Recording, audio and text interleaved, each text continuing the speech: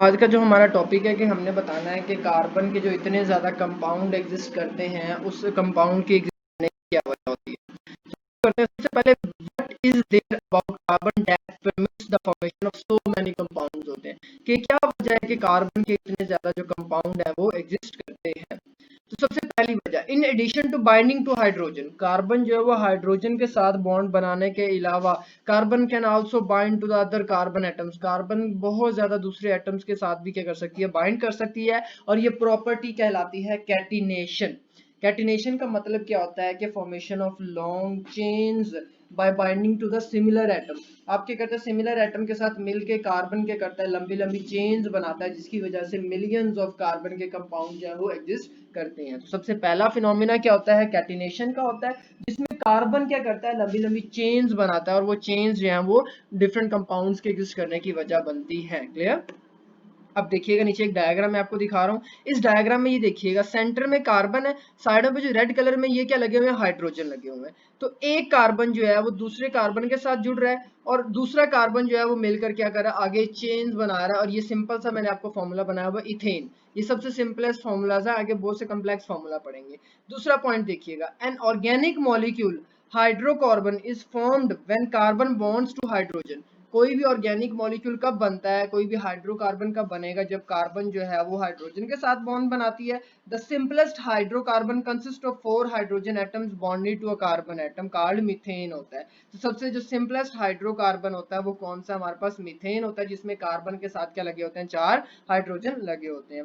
अब ये देखिएगा मीथेन का स्ट्रक्चर मैंने आपको दिखाया सेंटर में कार्बन और साइडों पे क्या लगे हुए हैं 4 हाइड्रोजन लगे हुए हैं। आपको कार्बन की वैलेंसी पता है कि कार्बन की वैलेंसी कितनी होती है 4 होती है मतलब कार्बन हमेशा कितने बॉन्ड बनाएगा 4 बॉन्ड बनाएगा। यहाँ पर हमने बहुत ज्यादा डिटेल में कार्बन हाइड्रोजन और इसके कंपाउंड्स को पढ़ना है। सो याद रखिएगा कार्बन के हर पॉइंट को।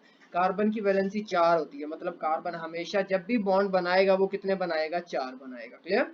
अब देखिएगा आगे Third property, the uniqueness of carbon comes from the fact that it can bind to itself. Carbon atoms can form long chains होता है। अब देखिएगा वही मैंने आपको पीछे चेन कैटिनेशन वाली प्रॉपर्टी बताई थी।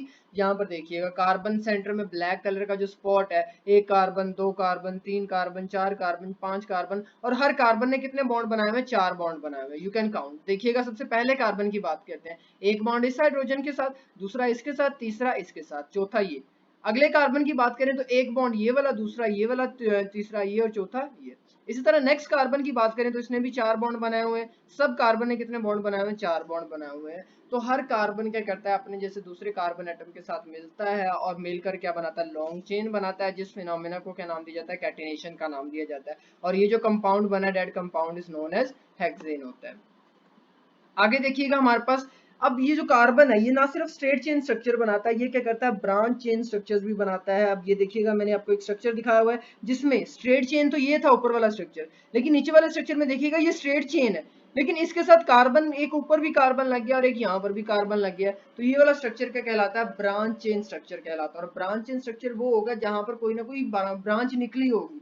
फॉर एग्जाम्पल अगर ये एंड वाला स्ट्रक्चर खाली होता और ये दरमियान वाला स्ट्रक्चर ना होता तो इसको क्या कहते हैं स्ट्रेट चेन ही कहते हैं क्योंकि एक चेन थी। लेकिन ये जो दरमियान में एक स्ट्रक्चर आया इसकी वजह से इसे क्या नाम दिया जाता है ब्रांच चेन स्ट्रक्चर का नाम दिया जाता है। तो ब्रांच का मतलब है कि आपने कहीं वो चेन थी उस चेन के दरमियान में कोई ऐसी ब्रांच निकल आई। क्लियर। अब ये क्या हमारे पास आइसोक्टेन है। सर ये नाम इसके कैसे याद करने ये आगे जाके हम क्लियरली पढ़ेंगे वहां पर मैं आपको बता दूंगा। उसके अलावा जो पांचवी चीज इसमें है कि कार्बन क्या करता है ना सिर्फ स्ट्रेट और ब्रांच चेन बनाता है बल्कि ये क्या बनाता है रिंग चेन स्ट्रक्चर भी बनाता है। मतलब कि आखिरी कार्बन जो है वो पहले कार्बन के साथ दोबारा जुड़ता है और एक रिंग चेन स्ट्रक्चर बनता है। तो ये कार्बन की प्रॉपर्टीज है जिसमें वो क्या करता है तीनों टाइप्स ऑफ स्ट्रक्चर बनाता है। क्लियर। आगे देखिएगा हमारे पास ऑर्गेनिक अगर इनऑर्गेनिक को कंपेयर किया जाए तो ऑर्गेनिक केमिस्ट्री में फ्यू एलिमेंट्स हैं। For example carbon hydrogen nitrogen oxygen phosphorus and sulphur. लेकिन इनऑर्गेनिक केमिस्ट्री में इतने ज्यादा एलिमेंट्स हैं लेकिन उसके बरक्स जो ऑर्गेनिक कंपाउंड्स हैं वो ज्यादा और इनऑर्गेनिक कंपाउंड्स कम है। जो ऑर्गेनिक कंपाउंड्स होते हैं इनका कम्प्लेक्स स्ट्रक्चर होता है और जो इनऑर्गेनिक कंपाउंड होते हैं इनका क्या होता है सिंपल स्ट्रक्चर होता है। क्लियर। उसके बाद बात करते हैं हमारे पास जो ऑर्गेनिक कंपाउंड्स होते हैं वो वाटर में क्या होते हैं इनसॉल्युबल होते हैं और जो ऑर्गेनिक इनऑर्गेनिक कंपाउंड्स होते हैं वो मोस्टली वाटर में क्या होते हैं सॉल्युबल होते हैं।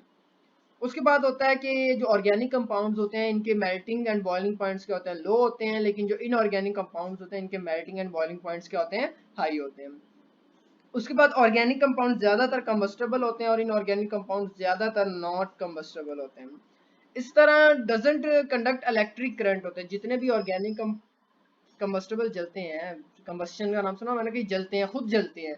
इनऑर्गेनिक कंपाउंड खुद नहीं जलेंगे, ये क्या होता है कि जलने में हेल्प कर सकते हैं लेकिन खुद नहीं जलते। लेकिन ऑर्गेनिक कंपाउंड खुद कंबस्टेबल होते हैं। आपका पेट्रोल क्या है? Organic compound. आपकी वुड क्या है? ऑर्गेनिक कंपाउंड है। तो जितनी भी चीजें जलाने के लिए इस्तेमाल करते हैं वो ज्यादातर क्या होती हैं? ऑर्गेनिक होती हैं, क्योंकि इनऑर्गेनिक जो चीजें होती हैं वो खुद नहीं जलती। क्लियर? जलने में हेल्प कर सकती हैं, जैसे कि ऑक्सीजन है, वो इनऑर्गेनिक है लेकिन जलने में हेल्प करती है। उसके बाद ऑर्गेनिक कंपाउंड जो है वो इलेक्ट्रिक करंट कंडक्ट नहीं करते, लेकिन इनऑर्गेनिक कंपाउंड जो है वो इलेक्ट्रिसिटी के क्या होते हैं? कंडक्टर्स होते हैं।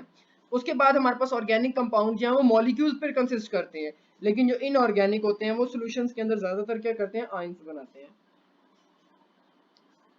क्लियर? यहाँ तक आगे देखिए।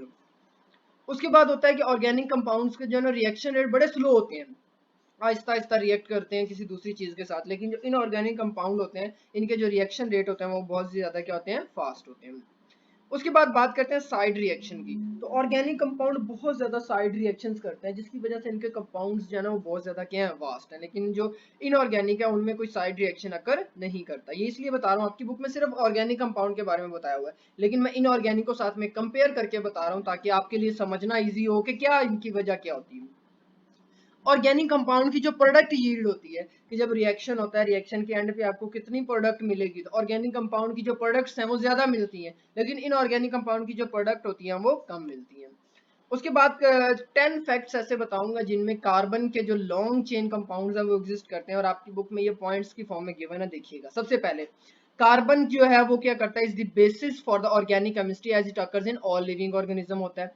Carbon is a non-matter that can bond itself and many other chemical elements forming nearly 10 million compounds. ये तकरीबन 10 मिलियन के करीब जो कार्बन वो दूसरे कंपाउंड के साथ मिलकर कंपाउंड बनाता है। Elemental carbon can take the form of one of the hardest substance diamond or one of the softest graphite. दुनिया में सबसे ज्यादा जो हार्डेस्ट चीज है वो क्या है? डायमंड होता है। तो जो कार्बन है वो डायमंड जो है ना वो प्योर कार्बन है। तो कार्बन के फॉर्म में मिलकर वो हार्डेस्ट सब्सटेंस भी बनाते हैं, और सॉफ्ट सब्सटेंसेस में ग्रेफाइट, जो आपके पेंसिल का सिक्का होता है वो सॉफ्ट भी है, तो उसमें कार्बन भी प्योर फॉर्म में पाया जाता है, ग्रेफाइट में भी। Carbon is made in the interior of stars through it was not produce in the big bang. Big bang में तो कार्बन प्रोड्यूस नहीं हुई, लेकिन जो स्टार्स हैं काफी ज्यादा, उनके जो अंदर वाला हिस्सा होता है वो कार्बन से मिलकर बना होता है। Carbon compounds have limitless uses. In its elemental form, diamond is a gemstone and used for drilling, cutting. Graphite is used in pencil as a lubricant and protect against rust होता है, while charcoal is used to remove toxins, taste and odors होता है। तो isotope carbon 14 is used in radiocarbon dating होता है। आपने पढ़ा होगा कार्बन 14 के बारे में, रेडियोएक्टिव डेटिंग होती है। Carbon has the highest melting sublimation point of the elements होते हैं। जैसे डायमंड है, उसका मेल्टिंग पॉइंट क्या है? हाईएस्ट है। तो the melting point of diamond is 3550 degree Celsius with the sublimation point, आप यहाँ रहने दें। Pure carbon exist in free nature and has been known since prehistoric time होता है। The origin of the name carbon comes from the Latin carbo from charcoal होता है। Pure carbon is considered non toxic, also inhalation of the fine particle such as soot can damage your lung होते हैं। अब the bonding capabilities की बात करते हैं। ये सबसे इंपॉर्टेंट शॉर्ट क्वेश्चन आपकी बुक में, जो the bonding capabilities of your organic compounds होते हैं। सबसे पहले कार्बन के स्ट्रक्चर की बात कर लेते हैं। एटॉमिक नंबर 6 होता है, मास नंबर 12 होता है। Most common isotope carbon 6 proton 6 neutron होते हैं। इलेक्ट्रॉनिक कॉन्फ़िगरेशन की बात करें तो आपने पढ़ी हुई है कि 1s2 2s2 और 2p2 होता है हमारे पास। तो उसके बाद वैलेंस इलेक्ट्रॉन्स की बात करें तो सिंपलेस्ट मॉलिक्यूल क्या होता है? मीथेन होता है। और ये कहाँ पर पाया जाता है? मार्श गैस होती है, जो कि मार्शी एरिया, जोड़ों वगैरह में से निकलती है। आपने कभी देखा हो किसी छप्पड़ वगैरह के अंदर से बुलबुला निकलता है, तो वो नीचे से क्या होता है? मीथेन गैस होती है जो बाहर निकल रही होती है। अब सबसे इंपॉर्टेंट चीज जो bonding capabilities of organic compound होते हैं। हाइड्रोजन एंड द हेलोजेंस के साथ भी कार्बन क्या कर सकती है? बॉन्ड बना सकती है। ऑक्सीजन के साथ वो डबल बॉन्ड भी बना सकती है, नाइट्रोजन के साथ ट्रिपल बॉन्ड भी बना सकती है। कार्बन अपने कार्बन के साथ ट्रिपल बॉन्ड भी बना सकती है। सिंगल, डबल और ट्रिपल तीनों बॉन्ड के कर सकती है, बना सकती है। और लिविस डॉट स्ट्रक्चर के बारे में आपने सुना होगा। आपने लिविस स्ट्रक्चर पढ़ा ना, जिसमें डॉट और क्रॉस फॉर्मूला देते हैं, तो वो आगे लिविस स्ट्रक्चर हमने पढ़ने हैं, जरा याद रखिएगा। लिविस स्ट्रक्चर क्या होता है? जिसमें डॉट क्रॉस से इलेक्ट्रॉन को रिप्रेजेंट किया जाता है, वो लिविस स्ट्रक्चर कहलाता है। अब आगे हमारे पास स्ट्रक्चर्स इंशाल्लाह कल पढ़ेंगे।